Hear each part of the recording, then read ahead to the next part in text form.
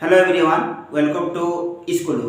Guys, मैं आज आप लोग के लिए class 10 mathematics model set number 3 का सी लेकर आई हूँ। इससे पहले आपको बता देते गाइज, यानी model set number 1, set number 2, set number 3 का ए बी ऑलरेडी वीडियो बने हुए हैं।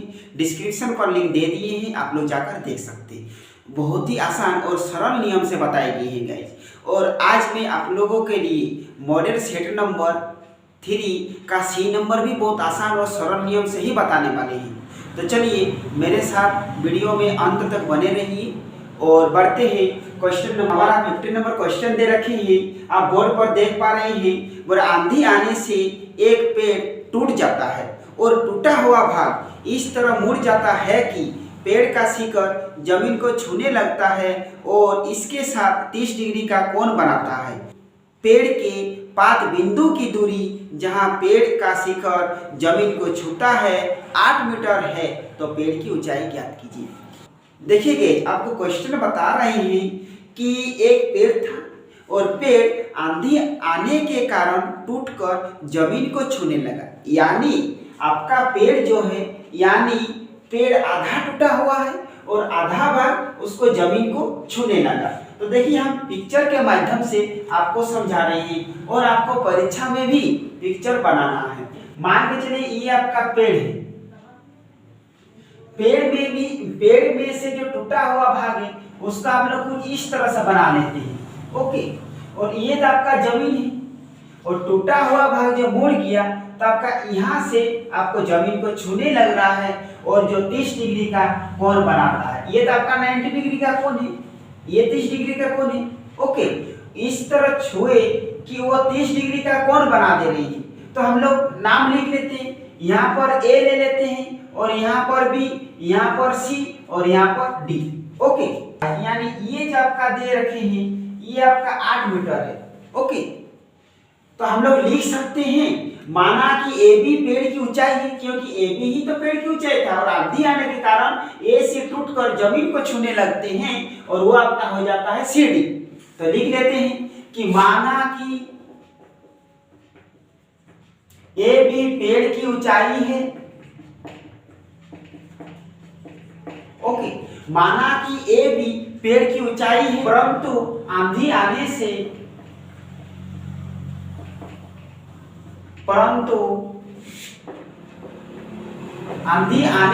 पेड़ टूटकर जमीन को छूने लगता है। पेड़ टूटकर जमीन को छूने लगता। ओके, माना कि ए बी पेड़ की ऊंचाई है, परंतु आंधी आने से पेड़ टूटकर जमीन को छूने लगता है। तो हमको पहले क्या निकालना है? त्रिभुज BCD निकालना है। तो लेते हैं कि त्रिभुज BCD में, ओके, और BCD में पहले हम लोग बात करते हैं कि इसमें साइन का काम होगा ना tan का काम होगा। तो देखिए अगर हम साइन ले लेते हैं तो मेरा P बटा H है, जबकि H का तो अभी किसी प्रकार का काम नहीं बोले हैं, यानी आपको B चाहिए और आपको P चाहिए, यानी मेरा साइन का काम नहीं है, यानी काम लेना है tan 30 डिग्री का। ओके, तो tan 30 डिग्री का यानी BCD में ही तो ले रहे हैं, तो हम लोग लिख सकते हैं कि BC बटा BD, तो BC और बटा BD, तो tan 30 डिग्री का आपका मान होते हैं 1 बटा √3। तो लिख सकते हैं कि 1 बटा √3 और BC का तो मान कुछ नहीं है तो BC रखिए और BD का मान दे रखे हैं 8। तो फिर लीजिए, यानी आप क्रॉस मल्टीप्लाई गुना कीजिए, √3 गुना BC, तो हम लोग लिख सकते हैं कि √3 BC या BC गुना √3। फिर लिखिए 1 गुना 8 हो जाएगा, तो BC को यहीं पर छोड़ दीजिए 8, कोई चीज गुना में है तो आपका बटा में आ जाएगा, यानी BC का मान आ गया आपका 8 बटा √3। अब हमको फिर से एक बार निकालना है BC, यानी त्रिभुज BCD में, यानी BC का मान आपका आ गया, ये आपका BC का मान आ गया 8 बटा √3। अब मुझे पेड़ की जो टूटे हुए भाग उसका भी तो निकालना है। तो अब लीजिए फिर यहाँ पर लिखिए त्रिभुज BCD में ही काम चलेगा, BCD में काम चलेगा। ओके, अब यहाँ पर बात रहा कि कि साइन लेंगे या फिर tan लेंगे। तो इसमें साइन भी नहीं ले सकते हैं और tan भी नहीं ले सकते हैं, क्योंकि हमको cos लेना पड़ेगा, क्योंकि अब तो BD का काम नहीं है, अब मेरा BC और CD का काम है। ओके, हम लोग लिख सकते हैं कि cos 30 डिग्री, तो cos 30 डिग्री का मान होते हैं B/H। ओके, यानी B/H, B हो गया आपका BD और H हो गया आपका DC, यानी हम लोग लिख सकते हैं कि cos 30 डिग्री बराबर BD/DC या CD। तो cos 30 डिग्री का मान होते हैं √3/2। तो BD का मान है 8 और DC का मान कुछ नहीं है, यानी DC को DC रख लेते हैं। अब फिर क्रॉस मल्टीप्लाई गुना कीजिए, √3 गुना DC, तो हम लोग लिख सकते हैं √3 गुना DC बराबर 2 गुना 8, यानी 8 2 गुनी 16 हम लोग लिख सकते हैं। अब फिर DC को यहीं पर छोड़ दीजिए, 16 को जिस गुना में है तो आपका बटा में हो गया। फिर गई देखिए, जब DC का मान निकल गया, BC निकल गया, तो अब हम लोग निकाल सकते हैं AB का मान। तो लिखिए AB बराबर हम लोग क्या लिख सकते हैं, यानी BC प्लस CD। अब CD क्यों लिखेगा, AC क्यों नहीं लिखी, क्योंकि AC ही तो आपका गिरकर CD में आ गया। तो हम लोग लिख सकते हैं AB बराबर BC प्लस CD, यानी BC का मान आ गया आपका 8/√3, 8/√3, और प्लस CD का मान आ गया आपका 16/√3। तो √3 दोनों एक तो √3 ले सकते हैं और ऊपर का एक ही कीजिए, भिन्न का जोड़ यहाँ पर भी रहते हैं, यानी 8 और 16 अगर जोड़ देंगे तो 24 हो जाएगा और बटा √3। ओके, तो फिर इसको √3 इसको परिमेयकरण करते हैं।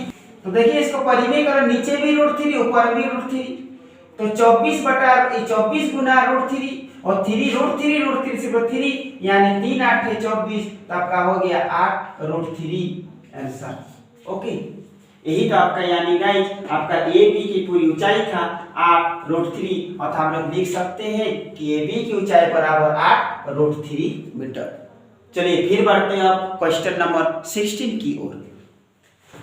फिर देखिए गाइस, क्वेश्चन नंबर 16 दे रखे हैं, मेरे दो घनों जिनमें से प्रत्येक का आयतन 64 सेंटीमीटर क्यूब है के संगत फलकों को मिलाकर एक ठोस बनाया जाता है, इससे बने घनाभ का पृष्ठीय क्षेत्रफल ज्ञात कीजिए। देखिए आप क्वेश्चन बोर्ड पर देख पा रहे हैं, बोल रहे हैं कि यानी घन दो ठो है और उसी को पिघलाकर या मिलाकर एक बड़ा सा ठोस बनाया जाता है, तो आपको घनाभ का पृष्ठीय क्षेत्रफल ज्ञात करना है। तो देखिए आपको घन का आयतन आपको दे रखेगी। देखिए घन का आयतन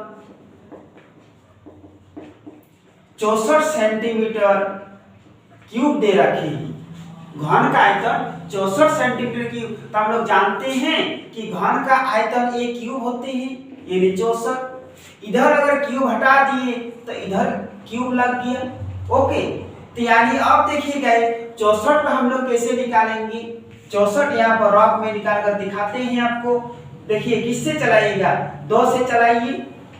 ओके, देखिए 2 3 6 2 2 गुनी 4, 2 16 32, 2 8 16, 2 4 8, 2 2 गुनी 4, 2 1 2, यानी 3 मिलकर आपका 1 हो जाएगा, यानी 2 2 गुनी 4 हम लोग A बराबर 4 लिख सकते हैं। यानी 4 4 4 3 बार गुना करेंगे तो आपका 64 आ जाएगा, यानी मुझे A निकल गया। अब आपको निकालना है घनाभ का पृष्ठीय क्षेत्रफल। देखिए गाइस, आपका मान लीजिए आपका 2 ठो घनाभ है। ओके, आपको एग्जाम में आपको पिक्चर नहीं छपना है, यहाँ पर आपको समझाने के लिए से कर रहे हैं। फिर एक इसी में घनाभ है, फिर एक इसी में घनाभ है। ओके, यानी इसका जो निकालना है गाइस आपका L B और आपको H निकालना है, यानी L की तो लंबाई हो रहा है बट B और H की लंबाई तो आपको वही रहेगा। यानी L जब निकालिएगा तो आप 4 + 4 यानी 8 सेंटीमीटर ले लेना है और B आपका 4 और 4 ही रहेंगे। ओके, L 4 4 आपका 8 सेंटीमीटर हो जाएंगे और B आपका 4 रहेंगे और H आपका 4 रहेगा। तो चलिए आप लोग घनाभ का संपूर्ण पृष्ठीय क्षेत्रफल निकाल रहे हैं। ये गाइस आपका रॉक है, ये जरूरी नहीं है। देखिए आपको निकालने बोले हैं कि घनाभ का पृष्ठीय क्षेत्रफल, तो यहाँ पर लिखिए कि घनाभ का पृष्ठीय क्षेत्रफल। घनाभ का पृष्ठीय क्षेत्रफल होते हैं guys 2LB plus BH plus HL, यही तो होते हैं 2LB plus BH plus H, यानी LBH। तो यहाँ पर 2 लगाइए, LB यानी 8 गुना 4, यहाँ पर लिख सकते हैं 8 गुने 4, फिर प्लस BH यानी 4 गुने 4, 4 गुने 4, और HL यानी 4 गुने 8, प्लस है 4 गुने 8। तो कीजिए 2, 4 8 32, 4 4 16 और 4 8 32। ओके, देखिए इसको 2, यहाँ पर कुछ नहीं माने गुना है, अब इसको जोड़ दीजिए 2 6 8 और 2 10, हाथ में रहा 1, 4 हो गया 5 और 3 8, यानी 8 2 19 16, 10 सेंटीमीटर दे रखे, सेंटीमीटर क्षेत्रफल निकाल रहे थे स्क्वायर। आई होप गाइस आप बहुत अच्छी तरह से समझ रहे होंगे। चलिए फिर बढ़ते हैं अब क्वेश्चन नंबर 17 की ओर। देखिएगा क्वेश्चन नंबर 17 दे रखे हैं, ऊंचाई 220 सेंटीमीटर और आधार व्यास 24 सेंटीमीटर वाले बेलन जिस पर ऊंचाई 60 सेंटीमीटर और त्रिज्या 8 सेंटीमीटर वाला एक अन्य बेलन आरोपित है। यानी गाइस आपको क्वेश्चन बोल रही है, एक बेलन दे रखे हैं जिसकी ऊंचाई 220 सेंटीमीटर और व्यास 24 सेंटीमीटर है, और फिर उसके ऊपर एक बेलन रखा गया है जिसकी ऊंचाई 60 सेंटीमीटर और त्रिज्या 8 सेंटीमीटर अन्य बेलन आरोपित है। तो आपको बोल रहे फिर से लोहे का एक स्तंभ बना है, इस स्तंभ का द्रव्यमान ज्ञात कीजिए, यानी इस स्तंभ कितना भारी है आपको ज्ञात करना है। और फिर उसी में बोल रहे जबकि दिया गया है कि 1 सेंटीमीटर क्यूब लोहे का द्रव्यमान अगर 8 ग्राम है, तो आपका जो खंभा बनाया गया यानी स्तंभ बनाया गया है उसका आपका टोटल आपका द्रव्यमान निकालना है। तो देखिए पहले हम लोग पिक्चर के माध्यम से समझते गाइस। देखिए मान लीजिए यह एक तो पहले वाला एक बेलन है, ओके, ये आपका बेलन है, पहले वाला बेलन है, इसकी टोटल ऊंचाई दे रखे गए, इसकी टोटल ऊंचाई दे रखे हैं 220 सेंटीमीटर है गाइस, और इसकी जो पूरा का व्यास दे रखे हैं गाइस, इसका पूरा व्यास 24 सेंटीमीटर आपको दे रखी है। फिर इसके ऊपर एक बेलन है, फिर इसके ऊपर एक बेलन हम लोग ले लेते हैं, इसके ऊपर फिर एक बेलन है, ओके, जिसकी ऊंचाई दे रखे हैं आपको 60 सेंटीमीटर, इसको दे रखे 60 सेंटीमीटर, और इसकी त्रिज्या दे रखे हैं 8 सेंटीमीटर, त्रिज्या बनी यहां तक गाइस, इसको 8 सेंटीमीटर। आई होप आप समझ रहे होंगे। फर्स्ट बेलन है जिसकी ऊंचाई 220 सेंटीमीटर है और व्यास आपका दे रखे हैं 24 सेंटीमीटर, और उसके ऊपर और एक बेलन रखे हुए हैं जिसकी ऊंचाई है 60 सेंटीमीटर और उसकी त्रिज्या दिया हुआ 8 सेंटीमीटर। तो चलिए इसको हम लोग फर्स्ट बेलन मान लेते हैं और इसको सेकंड बेलन मान लेते हैं। तो यहाँ पर लिखिए गाइस कि पहला बेलन के लिए, ओके, तो इसका H दे रखे हैं आपका 220 सेंटीमीटर और आपको D दे रखे हैं 24 सेंटीमीटर। तो हम लोग R कर सकते हैं, यानी D बराबर R बटा 2, यानी 24 बटा 2 आपका R हो जाएगा 12 सेंटीमीटर। ओके, अब दूसरा बेलन लेते हैं,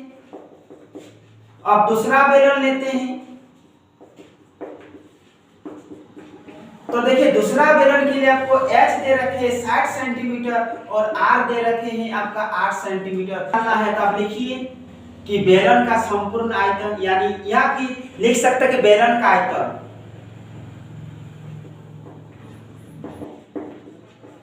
तो देखिए गाइस बेलन इसमें आपका 2 ठो बेलन है, इन आप लोग लिख सकते हैं कि बड़े बेलन का आयतन प्लस छोटे बेलन का आयतन।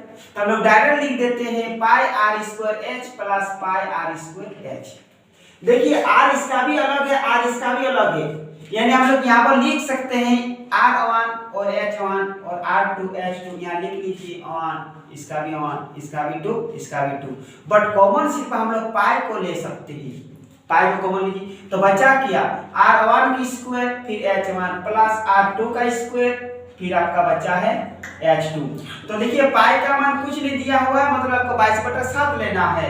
फिर ये R1 का स्क्वायर गाइस यानी 12 गुने 12 ले सकते हैं, और H1 आपका 220 हो जाएगा, फिर प्लस R2 आपका हो जाएगा 8 गुने 8 और H2 हो जाएगा आपका 60। तो फिर देखिए 22/7 ही रखिए। अब ये तीनों को गाइस गुना कर देते हैं, हम कैलकुलेटर की यूज कर रहे हैं ताकि आपका वीडियो शॉर्ट बने।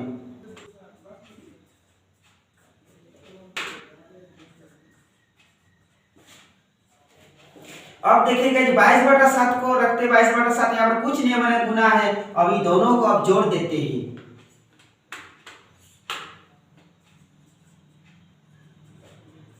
अब इसको 7 से कैंसिल करते हैं। 7 से कैंसिल का पूरा पूरे नहीं होते, बट ये पॉइंट में आ जाएगा। तो क्या करते हैं 22 और 35,520 को यहाँ पर गुना कर देते हैं।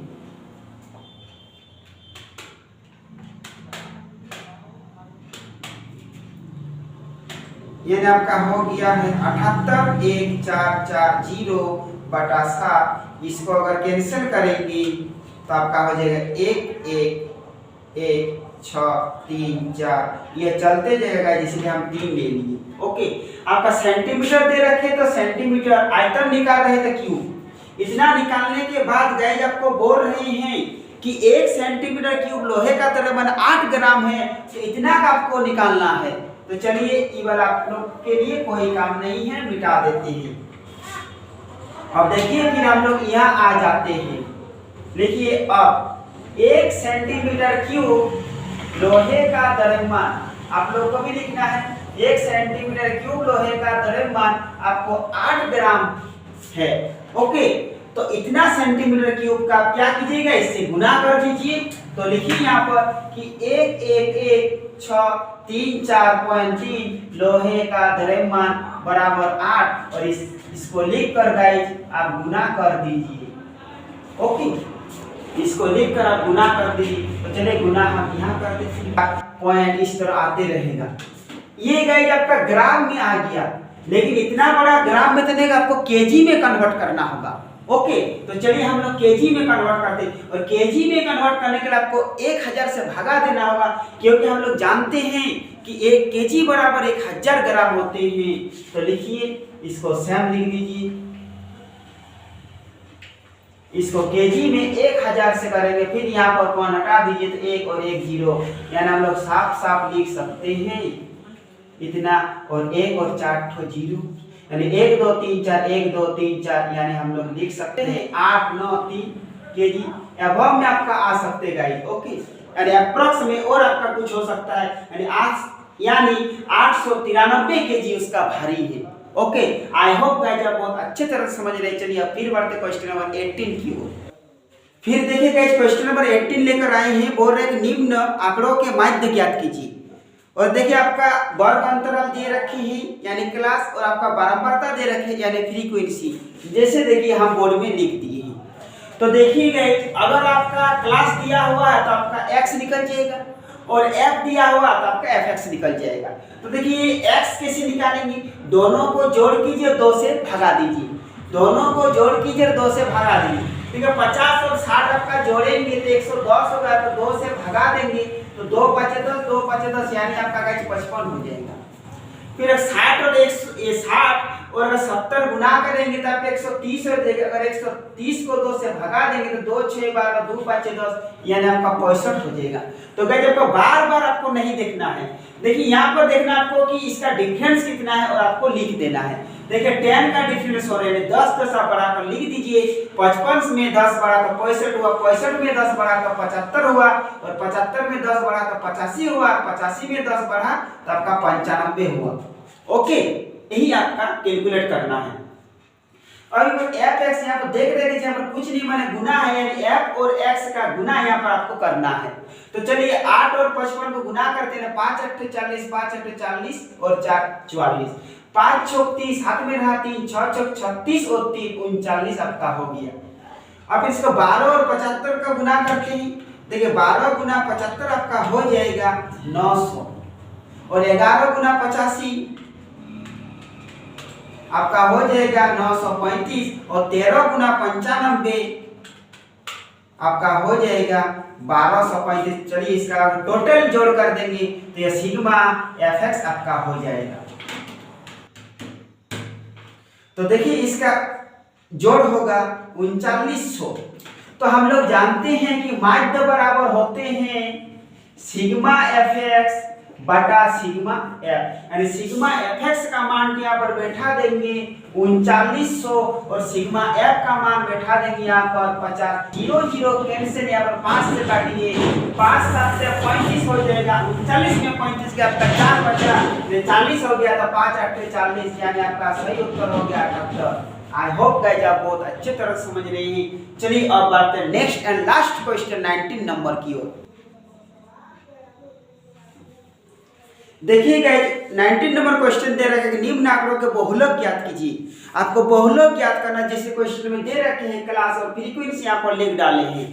तो देखिए बहुलक निकालने के लिए आपका क्वेश्चन ही काफी है गाइस, आप किसी तरह के कुछ भी नहीं निकालना होगा। ओके, सिर्फ आप क्वेश्चन से ही आपका बन जाएगा।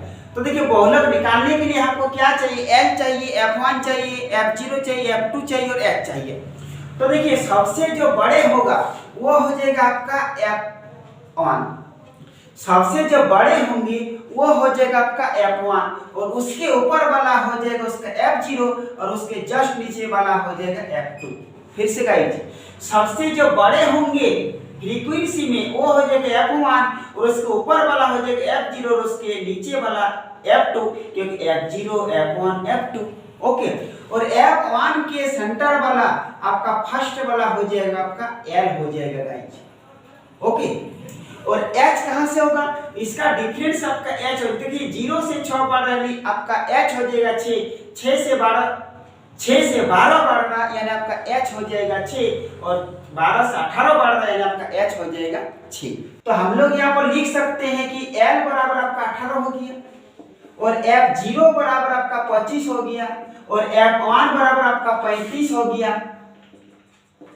और F2 बराबर आपका 18 हो गया और H बराबर आपका इसका डिफरेंस हो गया यानी 6। ओके, तो अब हम लोग का बहुलक बराबर फॉर्मूला होते हैं, फॉर्मूला होता है आपका L plus F1 minus F0 बटा 2 F1 minus F0 minus F2 और गुना H।